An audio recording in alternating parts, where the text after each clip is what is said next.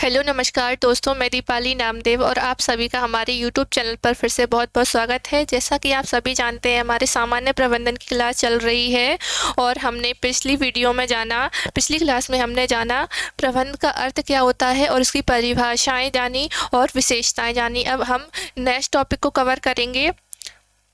हम पढ़ेंगे प्रबंध का महत्व। एक विद्वान अर्थशास्त्री ने प्रबंध के महत्व के बारे में कहा है, प्रबंध उद्योग का मस्तिष्क है। अगर कोई इंसान में दिमाग नहीं होगा तो वो क्या कोई कार्य कर पाएगा? नहीं कर पाएगा। उसी प्रकार अगर एक उद्योग में, अगर एक व्यवसाय में अगर मैनेजमेंट अच्छे से नहीं होगा, मैनेजमेंट ही नहीं होगा, तो क्या वो व्यवसाय अच्छे से चल पाएगा? व्यवसाय टिक पाएगा? नहीं टिक पाएगा, नहीं चल पाएगा वो। जिस प्रकार से व्यक्ति की उन्नति उसकी बौद्धिक सफलता पर निर्भर होती है, उसी प्रकार से उद्योग की प्रगति भी उसके प्रबंध की कार्यकुशलता पर निर्भर होती है। कोई व्यक्ति कब सफल होता है जब उसमें अच्छा सा दिमाग होता है, वो मेहनत करता है। और उसी प्रकार उद्योग की भी बात है। उद्योग में प्रगति कब होगी? जब उसका प्रबंध अच्छे से होगा, तभी उसमें सफलता हासिल की जा सकती है। प्रबंधन का महत्व देखिए।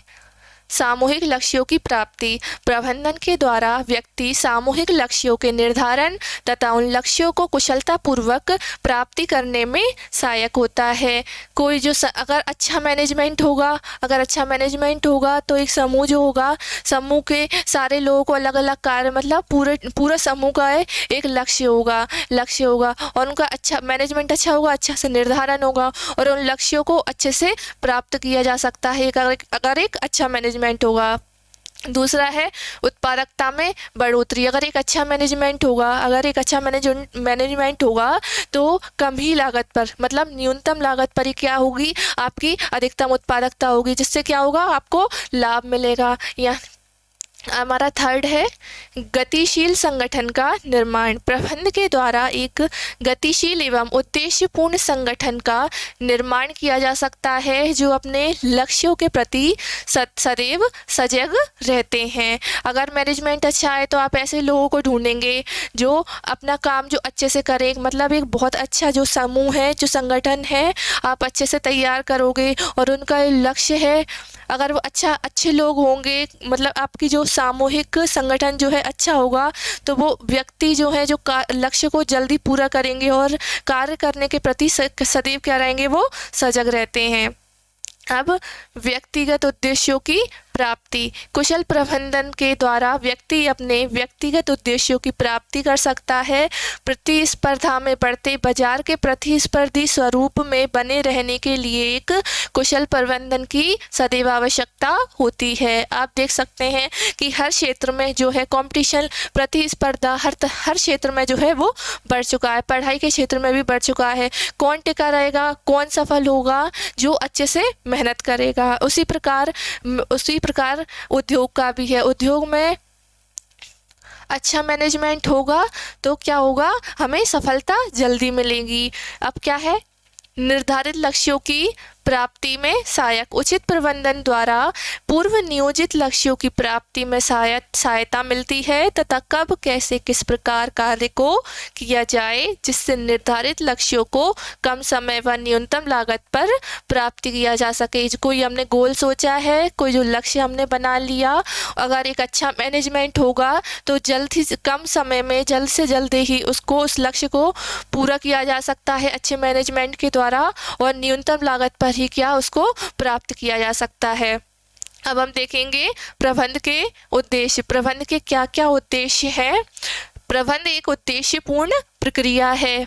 पहला उद्देश्य है संगठनात्मक उद्देश्य, यानी संगठन के प्रति प्रबंध के जो है उद्देश्य क्या होने चाहिए। और सेकंड है हमारा सामाजिक उद्देश्य, समाज के प्रति प्रबंध के क्या उद्देश्य होते हैं हम वो जानेंगे। और व्यक्तियों के प्रति व्यक्तिगत उद्देश्य, ठीक है। सबसे पहले हम जानते हैं संगठनात्मक उद्देश्य। संगठन के प्रति प्रबंध के उद्देश्य। जीवित रहना।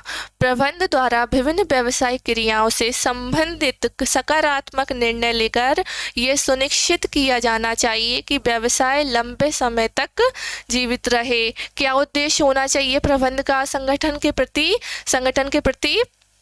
कि जो है व्यवसाय लंबे समय तक जो है चलता रहे, कि कोई व्यवसाय है वो बंद ना हो जाए, वो क्या है लंबा चले, या वो यानी जीवित रहना। दूसरा क्या है लाभ। प्रबंध के संगठन के प्रति क्या उद्देश्य है, लाभ अर्जित करना ताकि लागतों एवं जोखिमों को सहन किया जा सके। लाभ को हम व्यवसाय क्यों करते हैं, लाभ कमाने के लिए। किस लिए, लाभ कमाने के लिए। और अगर हमें लाभ इतना कमा लें, हमें इतने पैसे हो जाए कि जो भी सामान, जो भी हमें कभी ज़रूरत पड़े तो हम उसके लिए जो है पैसे दे पाएँ, उसमें हम लागत लगा पाएँ। अगर कभी हमारी जो है दुकान जो भी नहीं चली, अगर जो व्यवसाय हमारा नहीं चला, तो हम जो जोखिम है उससे पूरी तरीके से बर्बाद ना हो जाए, यानी कि जोखिमों को हम सहन कर सकें। अब क्या है बढ़ोतरी, विकास करना ताकि भविष्य में संगठन और अच्छे प्रकार से कार्य कर सकें। विकास को बिक्री, कर्मचारी की संख्या, पूंजी विनियोग एवं उत्पादों की संख्या से मापा जा सकता है, यानी कि व्यवसाय में बढ़ोतरी हो, उसका विकास हो, कर्मचारियों की संख्या बढ़े, बिक्री बढ़े उसकी, तो क्या पूरी तरीके से जो है संगठनात्मक उद्देश्य क्या होगा, बढ़ोतरी हो उसकी। अब क्या है इसके सामाजिक उद्देश्य, पर्यावरण की रक्षा करना, कोई भी ऐसा व्यवसाय नहीं खोलना जिससे कि पर्यावरण को जो है हानि हो, या कोई गैस वगैरह निकल रही हो तो उससे क्या होगा, पर्यावरण को जो है हानि होगी। तो ऐसा कोई भी व्यवसाय, कोई भी उद्योग नहीं खोलना जिससे पर्यावरण को खतरा हो। मिलावट एवं जमाखोरी से बचना, उपभोक्ताओं के हितों को ध्यान रखना, उपभोक्ताओं के हितों का ध्यान रखना, उनको अच्छी गुणवत्ता वाली वस्तुएं प्राप्त करवाना, उनको मतलब कोई उनको बड़ा चढ़ाकर जो है कोई हमने कोई चीज़ उतना बड़ा चढ़ाकर जो है एडवर्टाइज़ कर दिया, वो चीज़ वैसी नहीं है। और उनकी जो समस्याएं होती हैं उनका समाधान करना चाहिए। और निवेशक, कर्मचारी और ग्राहकों से अच्छे संबंध बनाए रखना। निवेशक कोई अपने व्यवसाय में पूंजी क्यों अच्छा उन मतलब जो निवेशक होंगे, जो इन्वेस्टर्स होंगे, आप उनसे अच्छे संबंध बनाएं। क्योंकि तभी अगर संबंध अच्छे नहीं होंगे तो क्या इन्वेस्टर जो है आपके व्यवसाय में पूंजी लगाएगा, नहीं लगाएगा।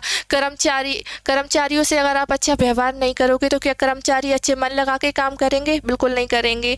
ग्राहकों से अच्छे संबंध बनाए रखना, अगर आप ग्राहकों से बदतमीजी से बिल्कुल मानवीय व्यवहार नहीं करोगे तो क्या ग्राहक आपकी दुकान पर आप वापस आएंगे, बिल्कुल नहीं आएंगे। इसलिए इन सब से क्या है अच्छे संबंध बनाए रखना। अब क्या है स्थान में कार्य करने की बेहतर दशाएं उपलब्ध कराना, आपका जो उद्योग है उसमें आप कर्मचारियों को जो है बेहतर दशाएं उपलब्ध कराएं कार्य करने की। समाज के लिए रोजगार के अवसर उपलब्ध कराना, अगर आप कोई उद्योग खोलोगे तो उसमें जो है श्रमिकों की ज़रूरत पड़ेगी, कर्मचारियों की ज़रूरत पड़ेगी, यानी कि क्या इससे क्या होगा, रोज़गार के अवसर बढ़ेंगे। तो आप क्या है रोज़गार जो है दिलवाएं, लोगों को रोज़गार दिलवाएं। अब व्यक्तिगत उद्देश्य या मानवीय व्यवहार, उचित पारिश्रमिक, ये जो व्यक्तिगत या मानवीय व्यवहार है ये किसके लिए, कर्मचारियों के लिए है। ये उद्देश्य किसके लिए है, कर्मचारियों के लिए। क्या है पहला, उचित पारिश्रमिक, यानी कि कर्मचारी कोई कितना काम कर रहा है उसको उसकी अब जितना वो काम कर रहा है उतने उसे पैसे मिलने चाहिए, ऐसा नहीं कि उससे आप काम ज़्यादा करवा रहे हैं और उसको आप जो है तनख्वाह या उसको जो भी आप पैसे दे रहे हो वो कम दे रहे हो। सामाजिक आवश्यकताओं की पूरी करें, व्यक्तिगत वृद्धि एवं विकास संबंधी आवश्यकता, कर्मचारियों का विकास करें एवं व्यक्तिगत वृद्धि करें। अब हम देखेंगे प्रबंध की प्रकृति। प्रबंध की प्रकृति जो है दो रूप में है, एक है प्रबंध कला के रूप में और एक प्रबंध है हमारा विज्ञान के रूप में। देखिए हम देखेंगे कला के रूप में। प्रबंध एक स्वअर्जित कला है, ये व्यक्तियों को अनुभवों और दक्षता के द्वारा प्राप्त होती है। आप कोई पेंटिंग करते हो तो आप उसमें माहिर कब होते हो, आप जब उसमें प्रैक्टिस अच्छे से करते हो। क्या प्रैक्टिस अच्छे से करते हो तो क्या आप अच्छे से पेंटिंग कर सकते हो। ये भी उसी प्रकार है, आप अनुभव लेते जाते हो, मतलब स्टार्टिंग में कम, फिर आप एक अच्छे प्रबंधन जो है बन जाते हो। यानी कि ये भी कला के धीरे धीरे ही ये बढ़ती है। तो ये क्या है, कला है। जॉर्ज आर टेरी के अनुसार चातुर्य के प्रयोग से इच्छित परिणाम प्राप्त करना ही कला है। यानी कि चातुर्य के द्वारा, यानी बुद्धि, एक अच्छे इंटेलिजेंट जो होगा और इससे जो इच्छित परिणाम होंगे उसे प्राप्त करने की कला है। हम में अच्छा दिमाग है और फिर हम एक गोल बनाएंगे और उसे जो है प्राप्त करेंगे। इसकी विशेषताएं देखते हैं। कला के रूप में संगीत, नृत्य, चित्रकारी आदि की भांति व्यक्तिगत गुणों पर आधारित है। संगीत, नृत्य, चित्रकारी ये सब क्या है, ये गुण है। उसी प्रकार प्रबंध भी ये क्या है, गुण है। अगला क्या है, अन्य कलाओं की भांति प्रबंध में निरंतर अभ्यास से दक्षता प्राप्त की जा सकती है। बताया मैंने अभी, अगर आप कोई पेंटिंग करते हो, आपसे स्टार्टिंग में पेंटिंग अच्छे से नहीं होती है, आप उसमें प्रैक्टिस क्या मांगती है, पेंटिंग प्रैक्टिस। अगर आप अच्छे से प्रैक्टिस करते हो, बार बार आप करते जाते हो तो आप एक अच्छी सी सीनरी बना सकते हो, आप अच्छे से पेंटिंग कर सकते हो। उसी प्रकार इसका है, अगर आप अच्छे से अभ्यास करते रहोगे तो इसमें क्या है, दक्षता प्राप्त की जा सकती है। अब हम देखेंगे इसे विज्ञान के रूप में। किसी भी विषय का क्रमबद्ध रूप में अर्जित किया गया ज्ञान होता है। विज्ञान क्या है, क्रमबद्ध रूप में अर्जित किया गया ज्ञान जो अनेक अध्ययन एवं सिद्धांतों पर आधारित होता है। देखिए, जो प्रबंध है वो भी सिद्धांतों पर ही आधारित है। जॉर्ज आर टेरी के अनुसार ये वास्तव में सामाजिक विज्ञान है। इन्होंने क्या कहा है, ये वास्तव में क्या है, सामाजिक विज्ञान है। इसकी विशेषताएं हैं, प्रयोग पर आधारित सिद्धांत। इसके जो सिद्धांत हैं वो प्रयोगों पर आधारित हैं। ये सिद्धांत सार्वभौमिक रूप से यानी कि सब जगह लागू होते हैं। इसके सिद्धांत कारण और परिणाम में संबंध स्थापित करते हैं। इसके सिद्धांत कारण और परिणाम क्या है, आपस में जो है संबंध स्थापित करते हैं। अब हम देखेंगे प्रबंध के कार्य। वैसे तो प्रबंध के जो कार्य हैं, जो मुख्य कार्य हैं वो 5 हैं, पर ये लुथर गुलिक हैं, जो लुथर गुलिक वैज्ञानिक हैं, इन्होंने क्या है अपने 7 कार्य बताएं। प्रबंध के क्या है, 7 कार्य बताएं। कौन कौन से, नियोजन करना, संगठित करना, कार्मिकों की व्यवस्था करना, निर्देशन देना, समन्वय करना, प्रतिवेदन करना और बजट बनाना। सबसे पहले हमारा आता है नियोजन।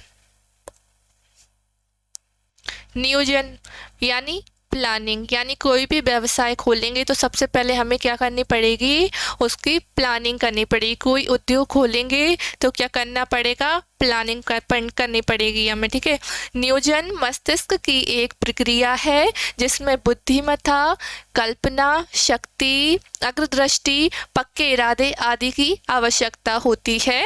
अतः नियोजन का अर्थ यह है कि पूर्व में ही ये निश्चय करना कि किसी कार्य को किसी निश्चित उद्देश्य की पूर्ति हेतु किस तरह, किस स्थान पर, किस समय तथा किसके द्वारा किया जाना चाहिए। दूसरे शब्दों में ये कहा जा सकता है कि नियोजन वांछित परिणामों को प्राप्त करने के लिए विधि ज्ञात करता है। यानी कोई भी व्यवसाय की करेंगे हम तो उसके लिए सबसे पहले क्या चाहिए, प्लानिंग चाहिए आपको। कोई आप व्यवसाय कर रहे हो, आप पहले ही प्लानिंग कर लोगे कि हमें कौन सी जगह जो व्यवसाय करना है, कोई भी दुकान खोलनी है, हमें कौन सी जगह खोलनी है, किस जगह खोलनी है और किस समय पे खोलनी है, मतलब सब कुछ आपके पहले ही दिमाग में ये आप प्लानिंग कर लेते हो। अब दूसरा है संगठन। नियोजन द्वारा उद्देश्य एवं लक्ष्य आदि निर्धारित करने के पश्चात उन्हें कार्यान्वित करना होता है, जिन्हें प्रबंध संगठन के माध्यम से करता है। संगठन का आशय योजना द्वारा निर्धारित लक्ष्यों की पूर्ति करने वाले तंत्र से है। यानी कोई लक्ष्य बना लिया, कोई भी हमने लक्ष्य जो है बना लिया, यानी कि मान लो हमें कोई दुकान खोलनी है, तो आप अकेले तो काम नहीं करोगे, आप एक समूह तैयार करोगे, जिसे क्या बोलते हैं, संगठन। कोई भी लक्ष्य आपने कोई जो गोल बनाया है वो आप संगठन के माध्यम से प्राप्त करोगे, उसी को क्या कहते हैं, संगठन।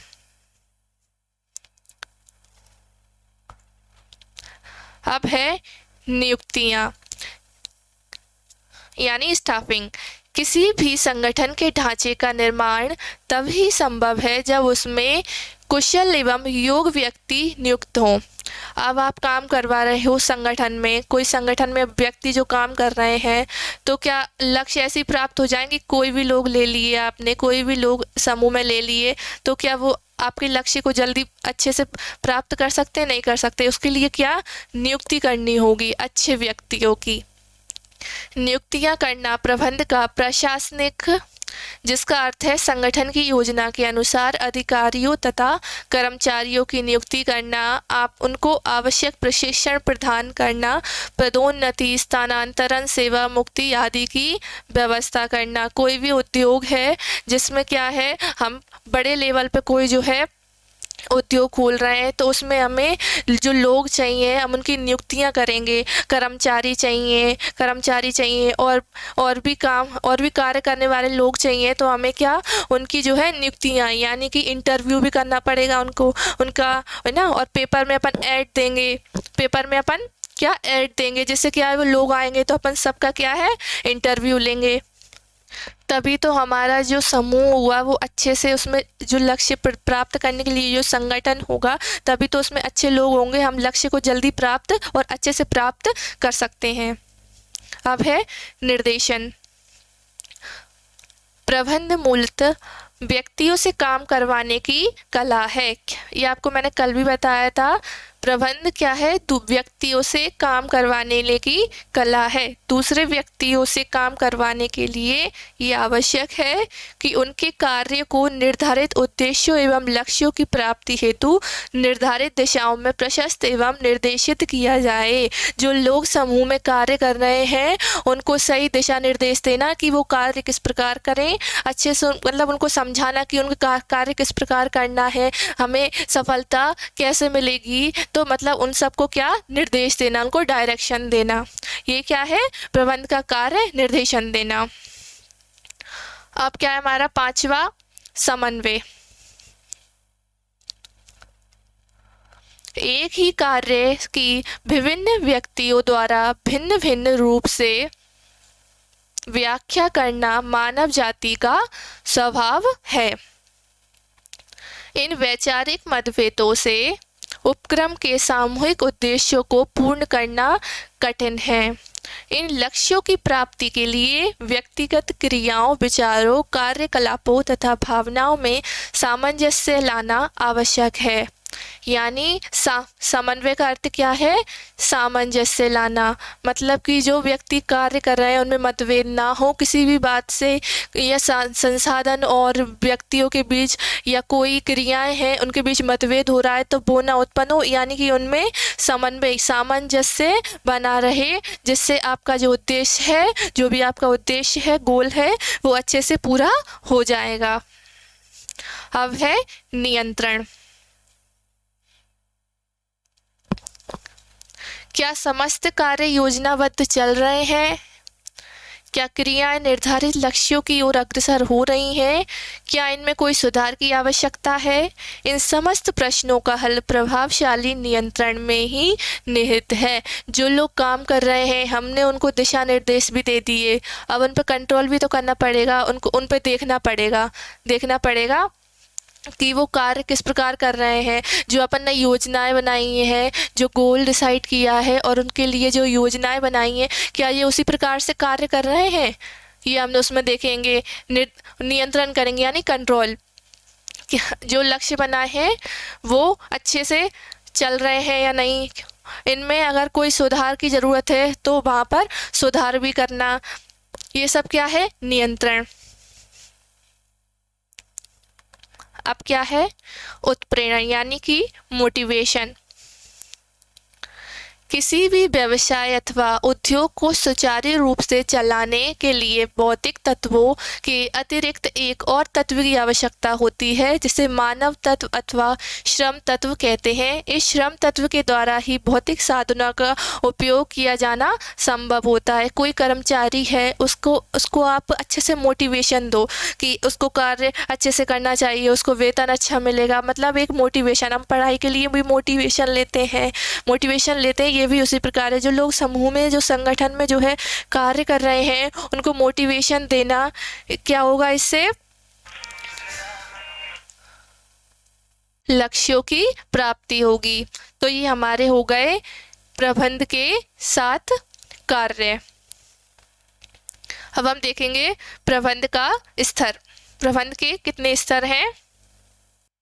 प्रबंध के जो है 3 स्तर होते हैं। प्रबंध के स्तर से तात्पर्य किसी संस्था के प्रबंध पदों में आदेश निर्देश की व्यवस्था से है, यानी कि कौन आदेश, कोई आदेश देगा, कोई उस पर काम करेगा, कोई काम करवाएगा, यानी कि आदेश देना, यानी व्यवस्थक ये ना आदेश देने की, वो क्या है, प्रबंध के स्तर से आशय है। ठीक है, पहला क्या है, उच्च स्तरीय प्रबंध यानी कि टॉप लेवल मैनेजमेंट। सेकंड है मध्य स्तरीय प्रबंध यानी मिडल लेवल मैनेजमेंट। थर्ड है हमारा पर्यवेक्षकीय प्रबंध या सुपरवाइजरी मैनेजमेंट। ये देखिए उच्च प्रबंध जो है ये क्या योजनाएं बनाएगा, ये क्या है, योजनाएं बनाएगा, ये लागू करेगा और यहाँ पर जो है आपका काम होगा। यहाँ सबसे ये लास्ट है परिचालन, यहाँ काम होगा। ये योजना बनी है, ये जो योजना है यहाँ पर कार्य करेगी, यहाँ पर जो कर्मचारी हैं यहाँ पर काम करेंगे, किस पे, परिचालन प्रबंध पे। देखिए इसकी जो आकृति है जो पिरामिड आकार की है, ये देखिए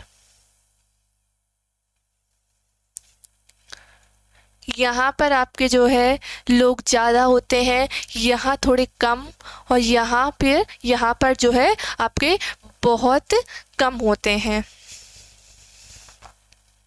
हम जानते हैं अब उच्च स्तरीय प्रबंध के बारे में, यानी टॉप लेवल मैनेजमेंट। उच्च स्तरीय प्रबंध किसी भी संस्था का सर्वोच्च प्रबंध होता है। संस्था का संपूर्ण दायित्व उच्च स्तरीय प्रबंध के कंधों पर होता है।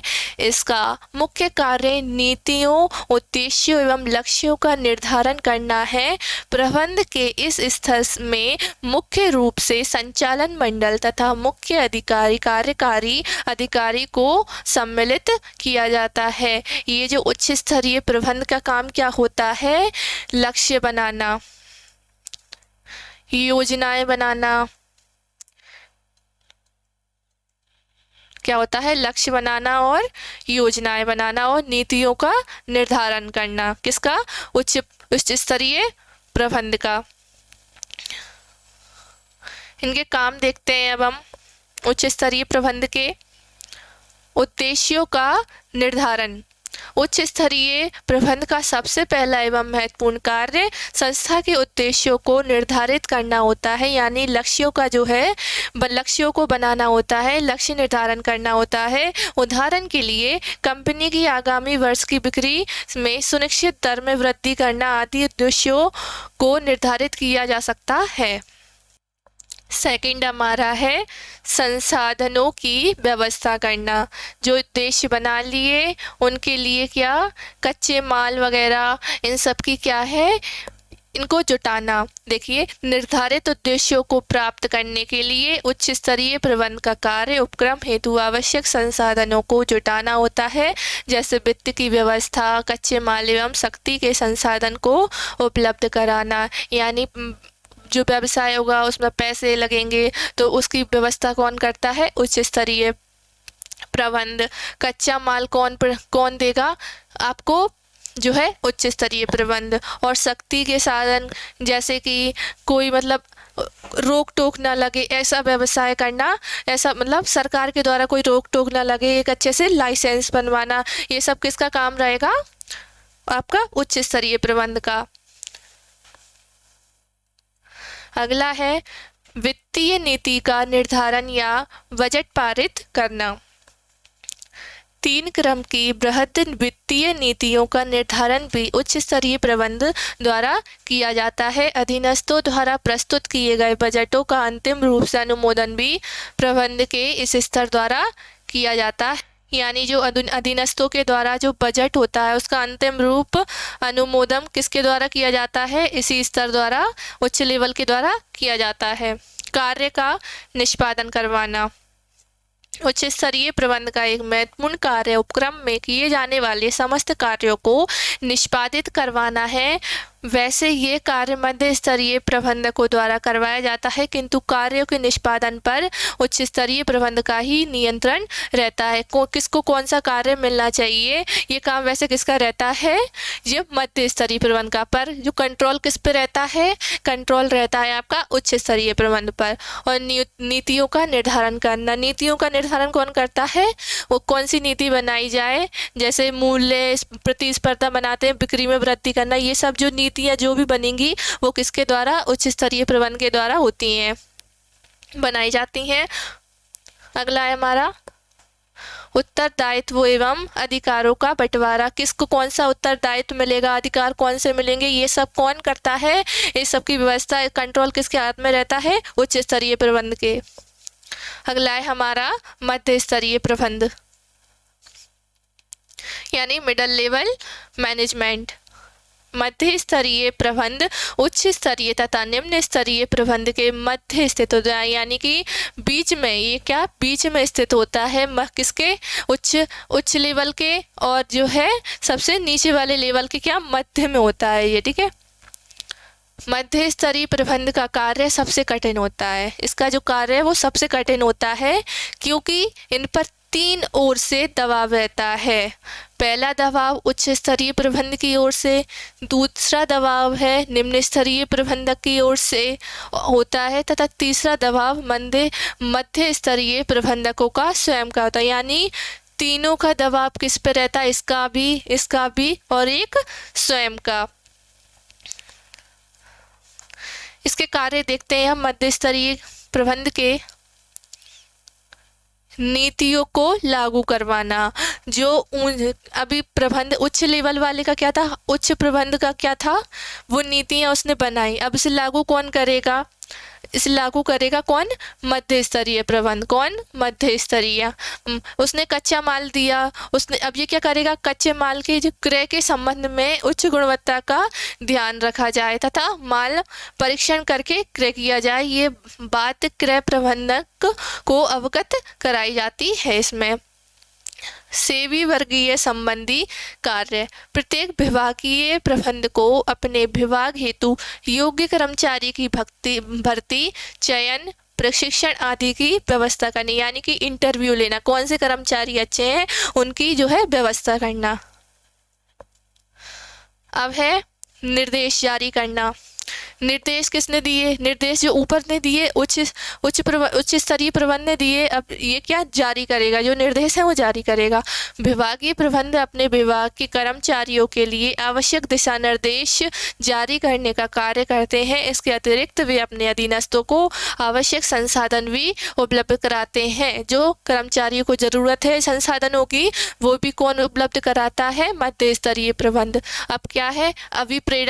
अभिप्रेरणा संबंधी कार्य। कर्मचारी अपना जो कार्य है वो अच्छे से करें, अच्छे से सुव्यवस्थित ढंग से करें, तो मोटिवेशन देने का कार्य भी कौन करता है? ये मध्य स्तरीय प्रबंध करता है। अब कौन? समन्वय स्थापित करना।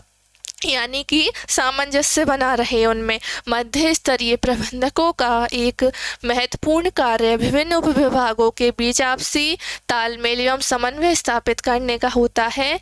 इससे उपक्रम के निर्धारित उद्देश्यों को प्राप्त करने में सहायता मिलती है। यानी कि जो उच्च स्तरीय प्रबंधन जो उद्देश्य बनाए हैं, अगर सामंजस्य अच्छा बना रहेगा, तालमेल अच्छे बने रहेंगे, तो उन उद्देश्यों को क्या है, अच्छे से जल्दी वो प्राप्त कर सकेंगे हम। अब सबसे आखिरी वाला प्रबंध को, सबसे आखिरी देखिए, पर्यवेक्षकीय प्रबंध। ये क्या है, ये सबसे निचला प्रबंध है। कौन सा, सबसे निचला, यानी निम्न स्तरीय प्रबंध है। ये प्रबंध के स्तरों के क्रम में सबसे नीचे आने वाला स्तर है। ये प्रबंध का वह स्तर होता है जो उच्च प्रबंध द्वारा निर्धारित उद्देश्यों एवं नीतियों को अंतिम रूप से कर्मचारियों द्वारा क्रियान्वित करवाते हैं।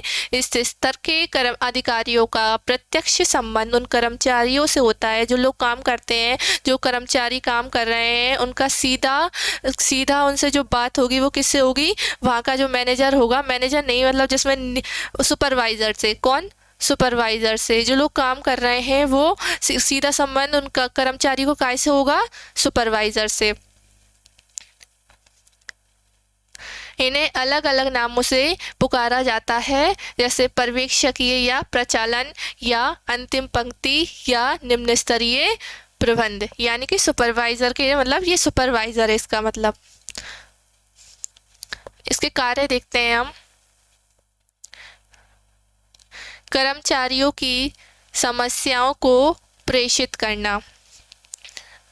इस स्तर के प्रबंध का सीधा संबंध श्रमिकों से होता है। यानी सुपरवाइजर है, उसका सीधा संबंध काय से होगा, जो श्रमिक कार्य कर रहे हैं उनसे उनका संबंध होगा, आपसी संबंध।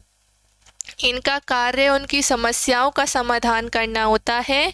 अधिकार क्षेत्रों के बाहर की समस्याओं को ये मध्य स्तरीय प्रबंध के पास प्रेषित कर देते हैं। जो भी परेशानी होती है ये इनके ऊपर वाला यानी मध्य स्तरीय प्रबंध है उनको बताते हैं और फिर उनकी समस्या जो है समाधान होती है।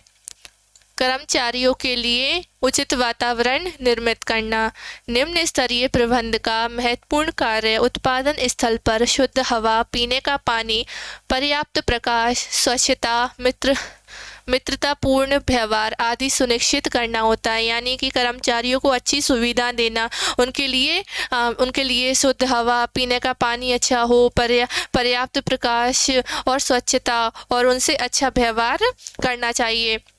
अच्छे मानवीय संबंध बनाना, पूंजी एवं श्रम के मध्य संघर्ष को टालने के लिए आवश्यक है श्रमिकों में मधुर संबंध बनाए रखना। यानी कि कर्मचारियों से अच्छे से मानवीय व्यवहार करना, जिससे क्या है वो अच्छे से कार्य करेंगे।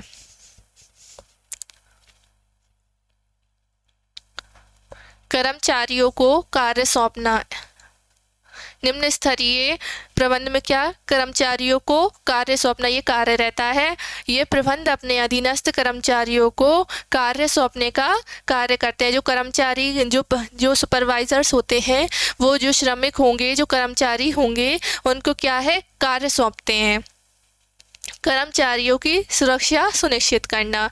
इस स्तर के प्रबंध का एक कार्य कर्मचारी एवं श्रमिकों की सुरक्षा सुनिश्चित करना होता है। यानी क्या, सुरक्षा सुनिश्चित करना होता है। अगला है कर्मचारियों के कार्यों का मूल्यांकन करना। कर्मचारियों को सौंपे गए कार्यों की पूर्णता के बाद उनके द्वारा किए गए कार्यों का मूल्यांकन करना भी निम्न स्तरीय प्रबंध का कार्य होता है। कर्मचारियों ने अच्छा काम किया है नहीं, इनका मूल्यांकन करना भी किसका, निम्न स्तरीय प्रबंध का कार्य होता है।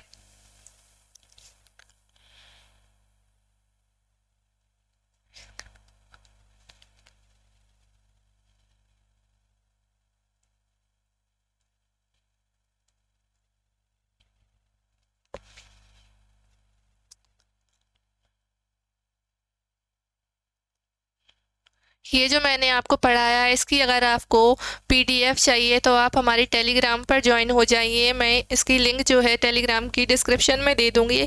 अगर हमारी वीडियो पसंद आई तो प्लीज़ लाइक कीजिए और चैनल को सब्सक्राइब कीजिए। Thank you.